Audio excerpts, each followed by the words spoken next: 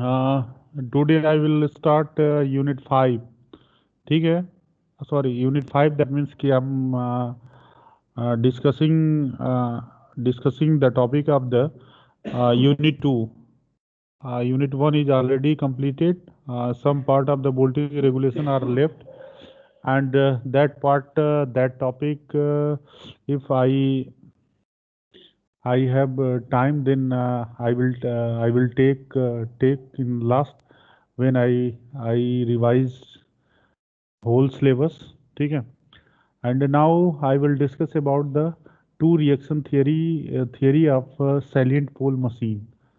And that means कि I'm here taking salient pole synchronous machine, and it is the topic which mentioned in your syllabus curriculum, and it is the important topic. That's why you need to give more attention for this topic. Now, today our topic of discussion is two reaction theory of salient pole machine. First of all, I will discuss some point about two reaction theory. It is known that in a case of non-salient pole type alternator, the air gap is uniform. If I'm talking about cylindrical rotor type synchronous machine, the air gap is uniform. Due to uniform air gap, the field flux field flux well as armature armature flux varies sinusoidal in the air gap. In a non-salient rotor alternator, air gap length is constant, and the reactance is also constant. Due to this, the MMF of the armature and field act upon the same magnetic circuit all the time, hence can be added vertically. In a first topic, I discuss about the non-salient pole type alternators. Non-salient pole type alternator having features of uniform air gap. What is mean by air gap? The gap between rotor core and stator core is known as air gap. If we are talking about cylindrical rotor synchronous machine, the air gap will be uniform, and causes there will be two flux. One flux is produced by the field winding by excitation of the DC supply to the rotor circuit, produces permanent magnet, या permanent magnetic field, या field flux, and that field flux is uh, cut to the stator conductors, and stator conductor are three-phase winding that induces EMF. The induces EMF should be sinusoidal, and it is possible due to the uniform air gap, because due to the MMF of the armature and field act upon the same magnetic circuit all the time, hence it can be added vertically, causes it produces sinusoidal signals. And now, but in a salient pole type alternators, that means कि हम already discussed about the different type of the synchronous machine. I talked about salient pole and non-salient pole, and that time I told you about salient pole synchronous machine having non-uniform air gap, and non-salient machine having uniform air gap. That means non-salient means that means कि cylindrical rotor type structure is known as non-salient pole type alternator, which has uniform air gap.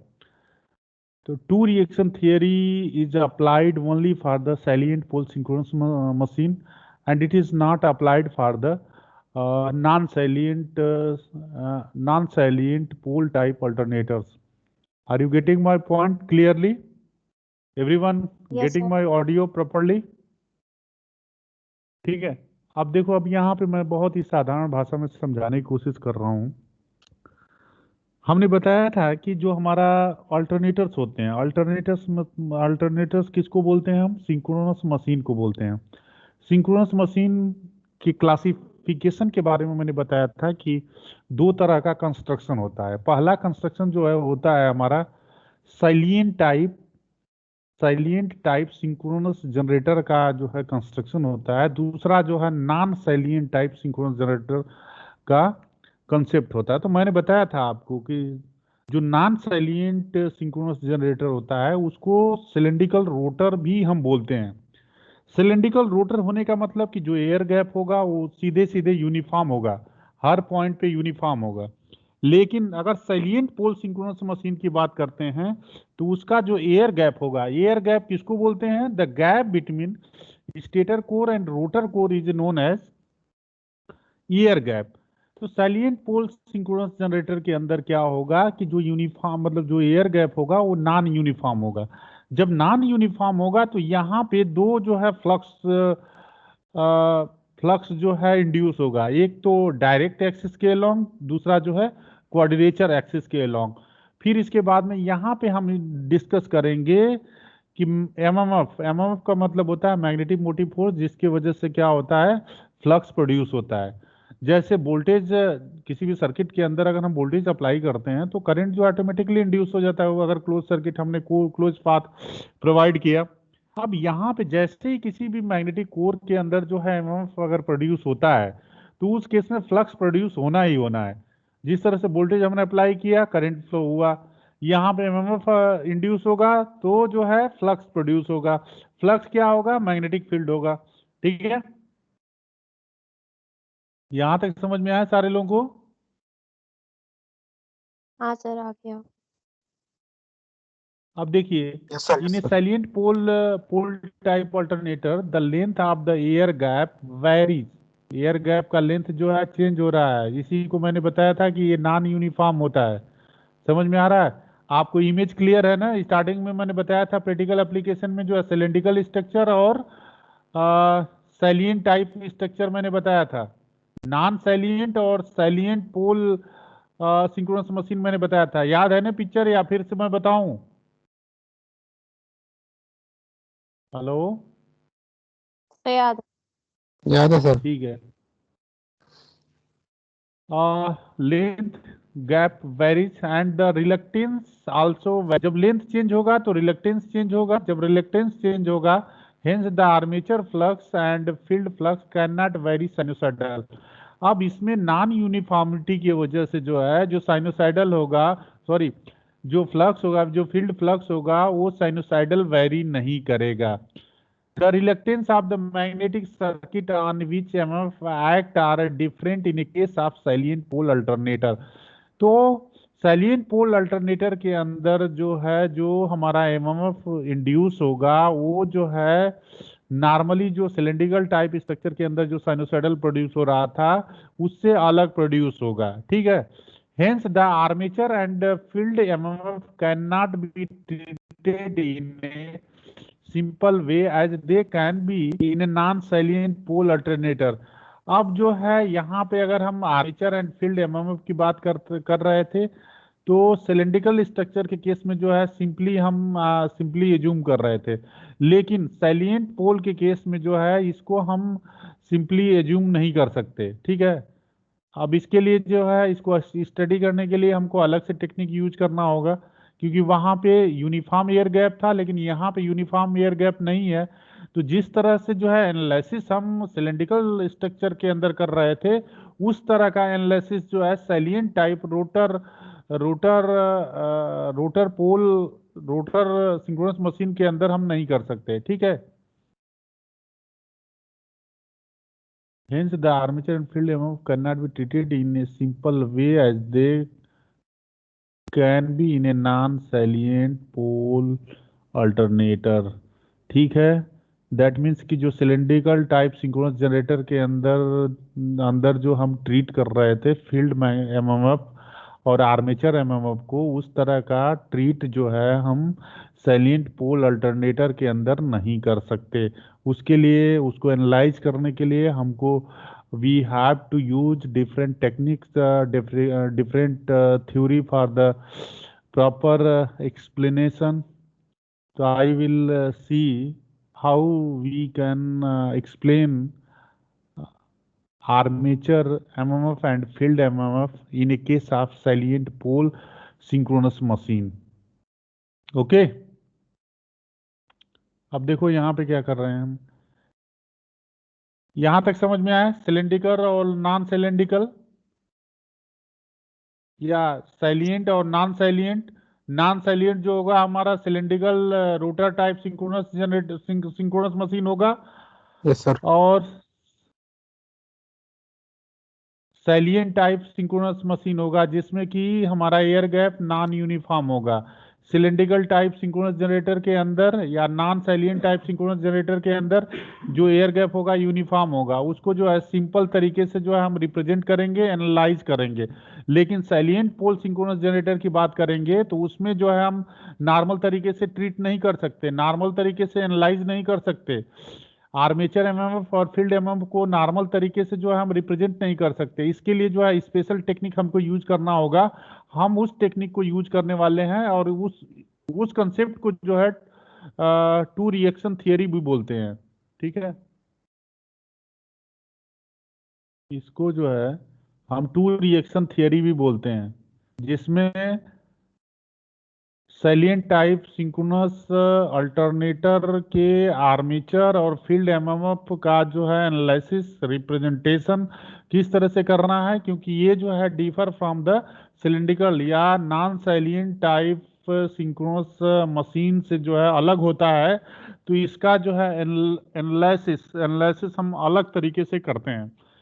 ठीक है, तो अब इसको जो है देखो कैसे करते हैं हम। अब उस थियरी के बारे में बात करते हैं, what is mean by two reaction theory. अब टू रिएक्शन थियरी को जो है यहाँ पे हम इंप्लीमेंट करेंगे। किस केस में इंप्लीमेंट करेंगे? सैलिएंट पोल सिंक्रोनस मशीन के अंदर।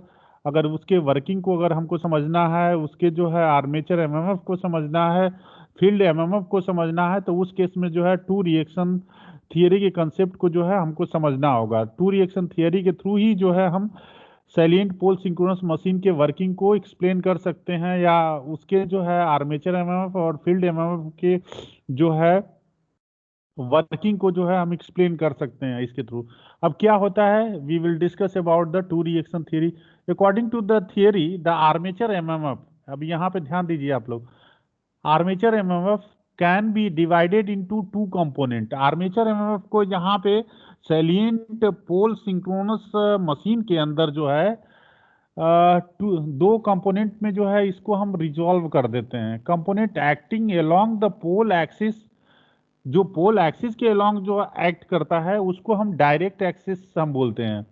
Component acting at a right angle to the pole axis that is called quadrature axis. अब यहाँ पे दो चीजें होंगी टू रिएक्शन थियरी के अंदर। जो है जो आर्मेचर एमएमएफ है उसको जो है हम दो पार्ट में रिजॉल्व करते हैं। पहला पार्ट जो है जो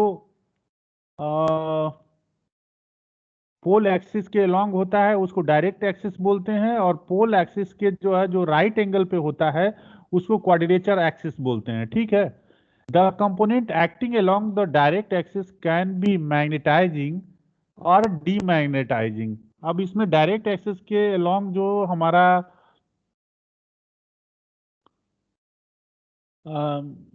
डायरेक्ट एक्सिस के अलोंग जो हमारा मैग्नेटाइजेशन होगा, या तो मैग्नेटाइजिंग होगा या डीमैग्नेटाइजिंग होगा। मैग्नेटाइजिंग भी हो सकता है और डीमैग्नेटाइजिंग भी हो सकता है डायरेक्ट एक्सिस के अलोंग जो है। ठीक है, the component acting along quadrature axis is cross magnetising. These component produce the effect of the different kind. अब यहाँ पे क्वाड्रेचर एक्सिस के अलोंग जो हमारा मैग्नेटाइजिंग होगा ये क्रॉस मैग्नेटाइजिंग होगा। ठीक है, और component produce the effect of different kind, अलग अलग तरह तरह के इफेक्ट को जो है ये प्रोड्यूस कर सकता है। अब देखिए यहाँ पे figure shows the stator MMF wave and flux distribution in air gap along direct axis and quadrature axis. देखिए यहाँ पे हमारा जो है this is the pole of the machine. Pole pole जो है मैंने बताया था कहाँ पे होता है। बेसिकली दो चीजें होती हैं, एक तो स्टेटर होता है, दूसरा जो है हमारा रोटर होता है। ठीक है, तो flux distribution in air gap for a salient pole machine. तो सैलिएंट पोल में मैंने बताया था कि यहाँ पे जो है हमारा क्या हो रहा है कि एयर गैप जो है नॉन यूनिफॉर्म है। नॉन यूनिफॉर्म है, देखिए यहाँ पे क्या है, ये हमारा रोटर है। रोटर जो है सैलिएंट पोल टाइप का कंस्ट्रक्शन है। तो सैलिएंट पोल टाइप कंस्ट्रक्शन में जो है रोड, ये जो है सिंगल पोल मशीन है। ठीक है, एक नॉर्थ है दूसरा साउथ है। तो ये जो हमारा स्ट्रक्चर दिख रहा है ये रोटर का स्ट्रक्चर है और इससे सैलिएंट टाइप स्ट्रक्चर है। समझ में आ रहा है आप लोगों को? सुनाई दे रहा है? हेलो? हाँ सर। Yes sir. ठीक है, और यहाँ पे ये जो स्ट्रक्चर दिख रहा है ये जो हमारा आर्मेचर वाइंडिंग है। आर्मेचर वाइंडिंग के अंदर जो है हमने 3 फेज वाइंडिंग किया हुआ है। समझ में आ रहा है? तो ये जो है हमारा एक्सिस है, किसका एक्सिस है, जो हमारा जो रोटर के अंदर जो साइलिएंट पोल्स पोल्स जो जनरेट हो रहे हैं, जो पोल्स हैं।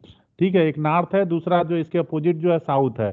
तो ये जो है एक्सिस, डायरेक्ट एक्सिस लाइन है ये। ठीक है, तो ये जो है डायरेक्ट एक्सिस ऑफ द पोल, इसको बोलते हैं डायरेक्ट एक्सिस ऑफ द पोल। यहाँ पे दिख रहा है ये हमारा एक्सिस है।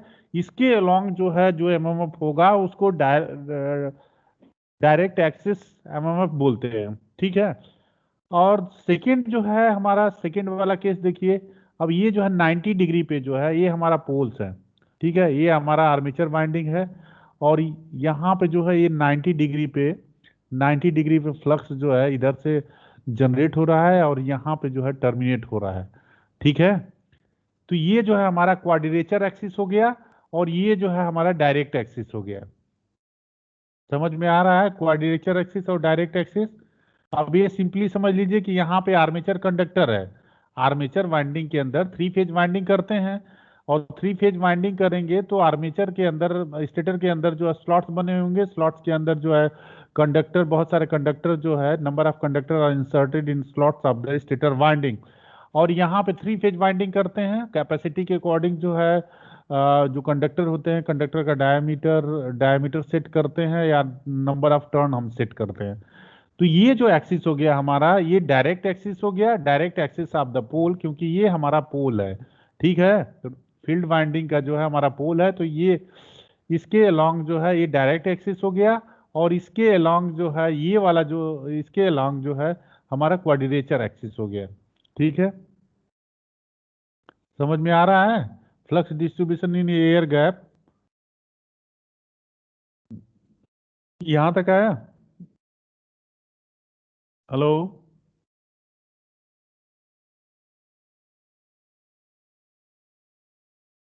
हेलो। हाँ, यहाँ तक समझ में यस आया सर। बेटा? Yes sir. Yes sir.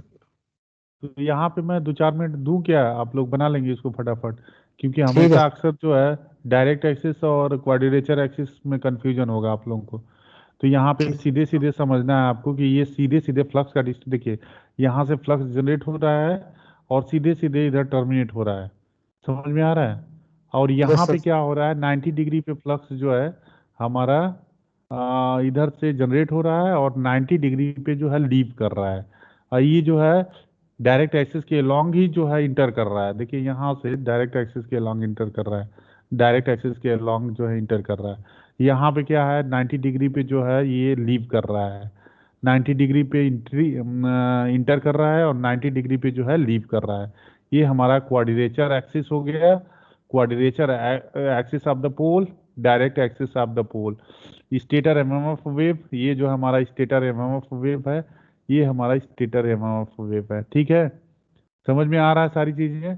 और ये जो छोटे छोटे यस दिख सर। रहे हैं ये स्टेटर के अंदर, आर्मेचर के अंदर जो है कंडक्टर हैं स्लॉट्स के अंदर। ठीक है, ये जो है रोटर फील्ड है, रोटर पोल्स है, पोल जनरेट हो रहा है यहाँ पे। एक नॉर्थ होगा दूसरा साउथ होगा, यही रोटेट होगा। सैलिएंट पोल में यही बताया था ना कि एयर गैप जो हमारा नॉन यूनिफॉर्म होता है। ठीक है, तो इसको जो है अगर क्वाड्रेचर एक्सिस और डायरेक्ट एक्सिस को जो है फटाफट बना लो, ताकि फ्यूचर में जो है आप लोगों को ये चीजें याद रहे।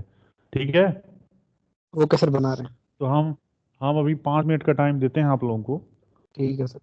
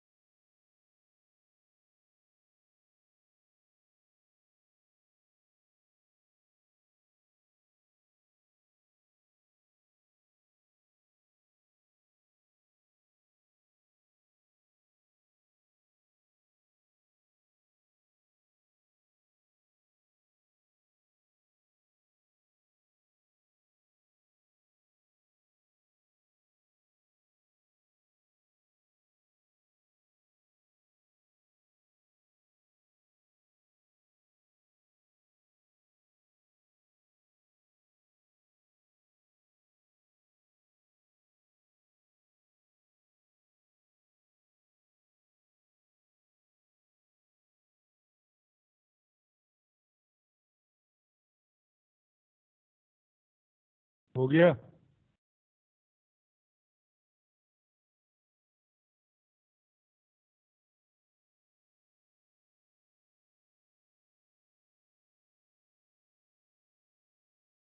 Yes sir,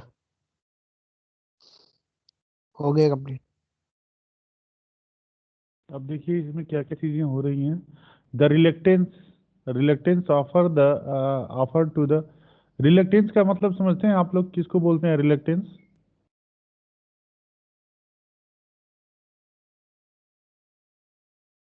hello? Yes sir. Reluctance जानते हैं क्या होता है?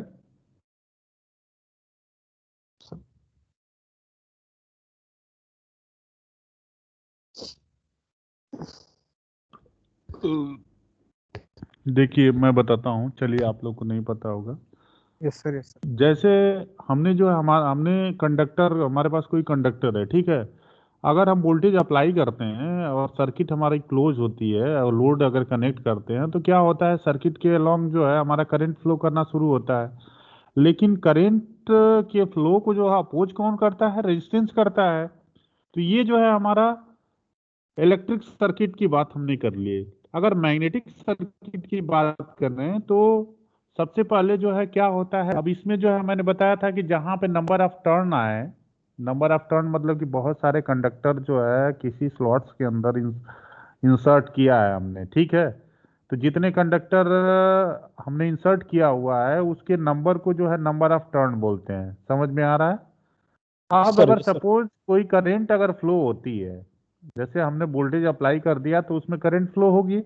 तो जहां पे N इंटू आई होगा इसको हम बोलते हैं मैग्नेटिक मोटिव फोर्स। ठीक है, जैसे मैग्नेटिक मोटिव फोर्स आ गया, इलेक्ट्रिक सर्किट के अंदर क्या आ रहा था, वोल्टेज आ रहा था। ठीक है, यस तो सर। जब मैग्नेटिक मोटिव फोर्स आएगा तो फ्लक्स जनरेट होगा, जब फ्लक्स जनरेट होगा तो उसको अपोज करेगा, जो जो फैक्टर अपोज करता है उसको रिलक्टेंस बोलते हैं। जी समझ सर। में आया? Yes sir. जो फैक्टर जो है फ्लक्स को इंड्यूस होने होने से जो अपोज करता है उसको रिलक्टेंस बोलते हैं। सिमिलरली इलेक्ट्रिक सर्किट की बात करें तो रेजिस्टेंस के मतलब जो रेजिस्टेंस जनरेट हो रहा था, जो रेजिस्टेंस काम कर रहा था करंट के केस में, वही काम जो है मैग्नेटिक फील्ड के मतलब मैग्नेटिक सर्किट के केस में या मैग्नेटिक कोर के केस में रिलक्टेंस का काम होता है। समझ में आया? सिंपल सा मतलब ये समझ लो, बाकी फार्मूला जो है एक बार सर्च वर्च करके देख लेना सारी चीजें। ठीक है, यस सर। सारी चीजें क्लियर हो जाएंगी। तो reluctance offer is highest when the MMF wave is oriented at a 90 to the field axis which is called quadrature axis। अब क्वाड्रेचर एक्सिस मैंने बता दिया था, फ्लक्स के जो फ्लक्स हमारा जनरेट होगा और कहाँ से जनरेट होगा और कहाँ पे जो हमारा लीव करेगा उसका डायरेक्शन मैंने बता दिया था, डायरेक्ट एक्सिस और क्वाड्रेचर एक्सिस का। उसका डायग्राम भी मैंने बनवा लिया है, तो अब यहाँ पे क्लियर होना चाहिए। ठीक है, नेक्स्ट जो है the air gap is least in a centre of pole and progressive increase on a moving way from the centre due to. अब उसमें क्या होगा, कोर और जो हमारा पोल्स का जो सेंटर हो, पोल फेस जो होगा उसके बीच में एयर गैप मिनिमम होगा, उसके सेंटर में एयर गैप मिनिमम होगा, वही कहने का मतलब है ये। Due to such a shape of the pole such the field winding wound on a salient pole produce the MMF wave which is nearly sinusoidal. अब उसमें क्या हो रहा था कि जो कर्व टाइप का स्ट्रक्चर फॉर्म होता है, कहाँ पे कर्व टाइप का स्ट्रक्चर फॉर्म होता है मैं अभी दिखाता हूं आपको। ये जो हमारा ये क्या है, पोल पोल फेस है या पोल फेस है। देखिए यहाँ पे जो है एक कर्व टाइप का स्ट्रक्चर बनाया गया है। अब इस तरह का स्ट्रक्चर क्यों बनाते हैं, क्योंकि हमको जो है जो जनरेट कर रहे हैं वो साइनोसाइडल सिग्नल जनरेट करना है। जो भी हमारा पावर जनरेट होगा, जो पावर जनरेट होगा तो किस फॉर्म में जनरेट होगा, वोल्टेज और करंट के फॉर्म में होगा। लेकिन वोल्टेज और करंट के फॉर्म में होगा तो वोल्टेज और करंट का मैग्नीट्यूड जो है साइनोसाइडल होगा। एक बार क्या होगा, जीरो से मैक्सिमम तक इंक्रीज होगा, फिर इसके बाद में मैक्सिमम से जीरो तक डिक्रीज होगा, नेगेटिव मैक्सिमम तक इंक्रीज होगा, और फिर इसके बाद जो है नेगेटिव मैक्सिमम से जीरो तक आएगा। ठीक है, अब उस केस में जो है अगर इस तरह का हमने कोर को जो है इस तरह का हमने अगर इसका कंस्ट्रक्शन जो है इस तरह का शेप दिया हुआ है, ये कर्व टाइप का स्ट्रक्चर अगर हमने दिया हुआ है, तो उस केस में जो है प्योर साइनोसाइडल सिग्नल जनरेट होता है। अगर इस तरह का स्ट्रक्चर नहीं देते हैं तो इस केस में क्या होता है कि प्योर साइनोसाइडल सिग्नल जनरेट नहीं होता। दिख रहा है ना सारी चीजें? हेलो हेलो, हाँ सर। दिख रहा है ना बेटा? ये देखिए पोल का जो है, जो पोल शू है या पोल फेस है, ये वाला पार्ट, ये पूरा ये जो है कर्व कर्व फॉर्म हो रहा है यहाँ पे। ये जो है लीनियर नहीं है, इस तरह का स्ट्रेट लाइन नहीं है यहाँ पे। देखिए यहाँ पे कर्व फॉर्म हो रहा है। ये कर्व इसलिए बनाया जाता है ताकि जो है साइनोसाइडल सिग्नल जनरेट हो जनरेटर के केस में। ठीक है, उसी की बात कर रहे थे हम। तो यहाँ हो गया। अब इसके बाद let F be the MMF wave produced by the field winding. देखिए फील्ड वाइंडिंग के थ्रू जो एमएमएफ प्रोड्यूस हो रहा है उसको हम किससे रिप्रेजेंट कर रहे हैं, कैपिटल एफ स्मॉल एफ से रिप्रेजेंट कर रहे हैं। Then it always act along the direct axis, direct axis के अलोंग जो है ये एक्ट करता है। This MMF is responsible to produce an excitation EMF. अब जो है एक्साइटेशन ईएमएफ को प्रोड्यूस करने के लिए रिस्पॉन्सिबल होता है ईएमएफ विच लैग, ये जो इंड्यूस ईएमएफ है। ठीक है, विच लैग। अब इसमें देखो एमएमएफ और इंड्यूस ईएमएफ के बीच में जो है 90 डिग्री का 90 डिग्री फेज लैगिंग होगा। समझ में आ रहा है? देखो हो क्या रहा है यहाँ पे मैं बताता हूँ आपको। सबसे पहले जो है हमारा मैग्नेटिक मोटिव फोर्स आएगा। मैग्नेटिक मोटिव फोर्स आएगा मतलब कि हम अगर फील्ड वाइंडिंग के एमएमएफ की बात करें तो उसको कैपिटल एफ स्मॉल एफ से रिप्रेजेंट करेंगे। फिर इसके बाद में क्या होगा, जब एमएमएफ आएगा तो फ्लक्स इंड्यूस होगा, जब फ्लक्स आएगा तो कंडक्टर को कट करेगा, जब कंडक्टर को कट करेगा तो ईएमएफ इंड्यूस होगा, तो ईएमएफ जब इंड्यूस होगा तो उस केस में क्या होगा कि जो ईएमएफ इंड्यूस होगा वो ईएमएफ ई sorry capital F small F के जो है 90 डिग्री लैग करेगा। समझ में आ रहा है यहाँ पे, ये चीजें क्लियर है, ये दिख रहा है। E F which lag F capital F small F by an 90 degree, क्योंकि ईएमएफ इंड्यूस हो रहा है, किससे इंड्यूस हो रहा है, एमएमएफ से इंड्यूस हो रहा है। जब एमएमएफ से इंड्यूस हो रहा है तो उससे जो है 90 डिग्री पे लैग करेगा ही करेगा, जो कि मैंने ट्रांसफार्मर के केस में भी बताए थे। ठीक है।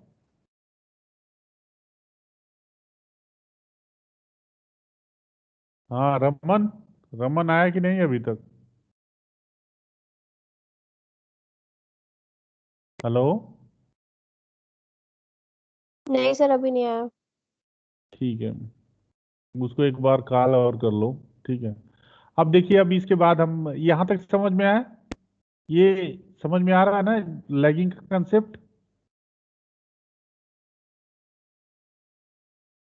अरे सिंपल सी बात है, ई इज इक्वल टू क्या होता है, minus N D phi upon D T. और ये जो है कैपिटल एफ स्मॉल एफ का क्या है, मैग्नेटिक मोटिव फोर्स है। मैग्नेटिक मोटिव फोर्स से ही तो एफ जनरेट होता है, मतलब फाई जनरेट होता है, फ्लक्स जनरेट होता है। अब उससे जो ईएमएफ इंड्यूस होगा तो 90 डिग्री लैग करेगा, क्योंकि डिफरेंशिएशन है, डिफरेंशिएशन में 90 डिग्री का लैग करेगा, तो यहाँ पे सीधे सीधे 90 डिग्री का लैग मैंने बताया है।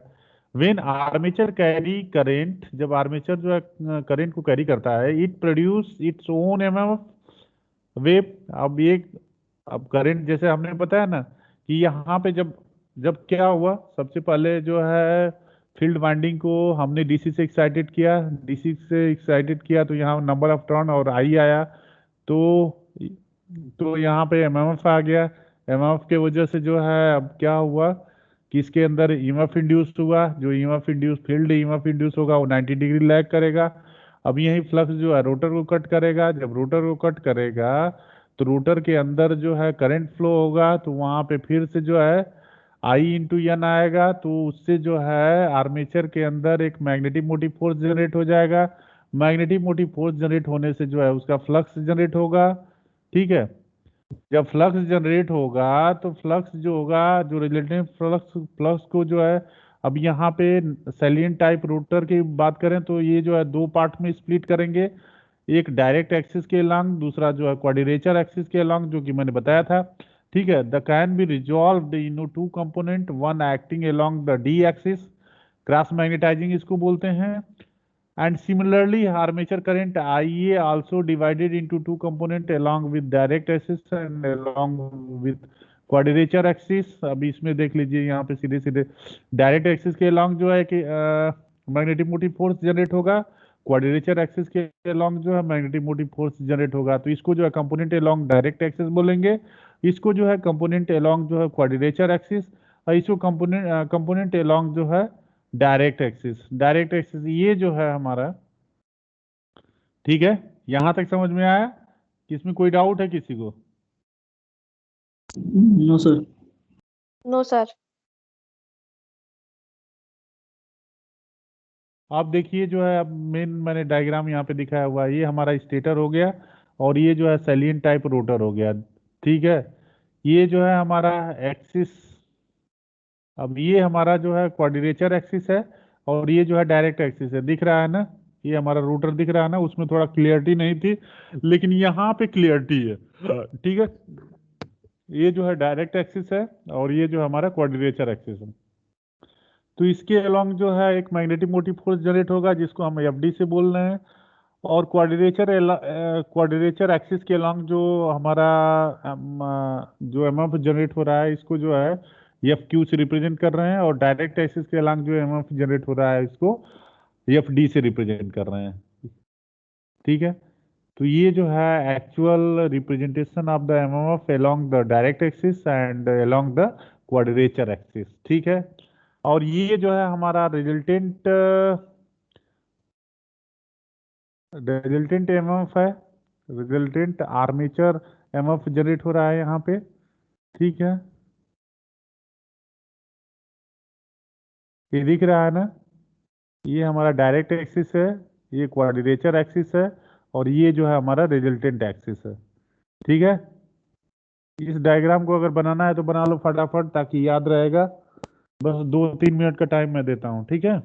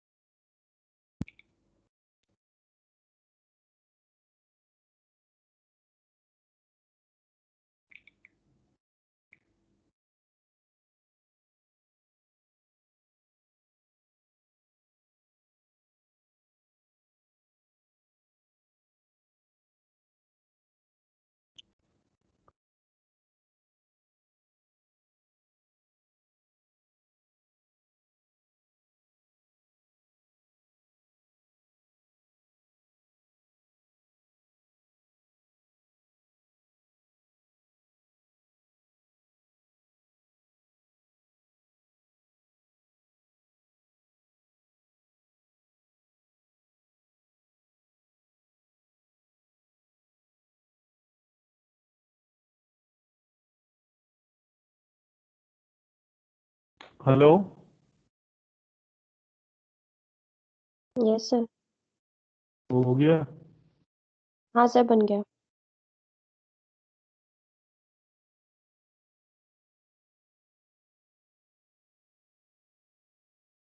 आई थिंक थोड़ा सा लेक्चर जो है हमारा ओवर हो रहा है।